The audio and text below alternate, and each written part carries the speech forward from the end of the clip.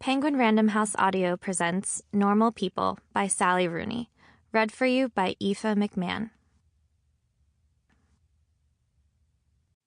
It is one of the secrets in that change of mental poise which has been fitly named conversion, that to many among us neither heaven nor earth has any revelation till some personality touches theirs with a peculiar influence, subduing them into receptiveness.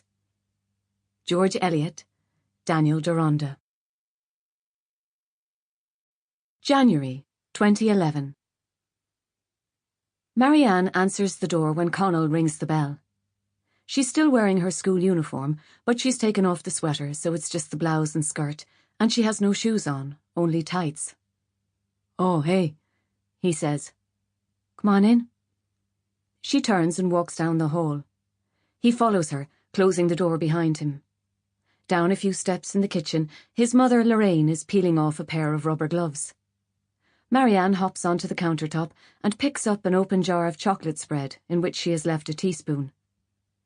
"Marianne was telling me you got your mock results today," Lorraine says.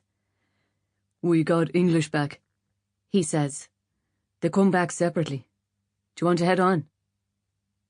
Lorraine folds the rubber gloves up neatly and replaces them below the sink. Then she starts unclipping her hair. To Connell, this seems like something she could accomplish in the car. "And I hear you did very well," she says. "He was top of the class," says Marianne. "Right," Connell says. "Marianne did pretty good too. Can we go?" Lorraine pauses in the untying of her apron. "I didn't realise we were in a rush," she says. He puts his hands in his pockets and suppresses an irritable sigh, but suppresses it with an audible intake of breath so that it still sounds like a sigh. "I just have to pop up and take a load out of the dryer," says Lorraine, "and then we'll be off, okay?"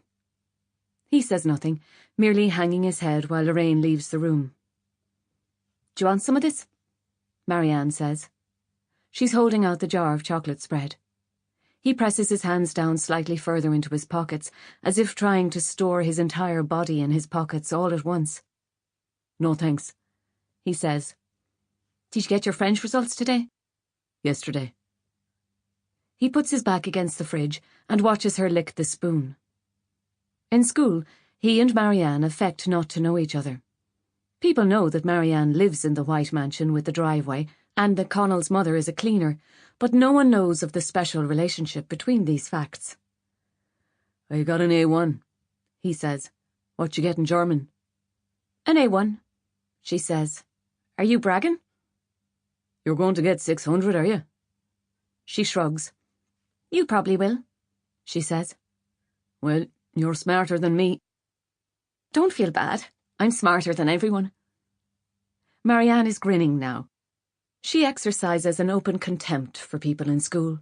She has no friends and spends her lunchtimes alone reading novels. A lot of people really hate her. Her father died when she was 13, and Connell has heard she has a mental illness now or something.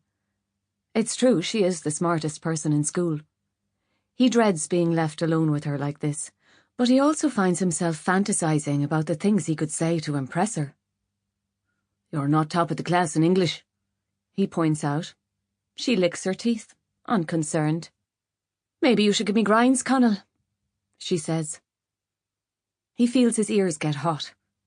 She's probably just being glib and not suggestive, but if she is being suggestive, it's only to degrade him by association, since she is considered an object of disgust. She wears ugly, thick-soled flat shoes and doesn't put makeup on her face. People have said she doesn't shave her legs or anything.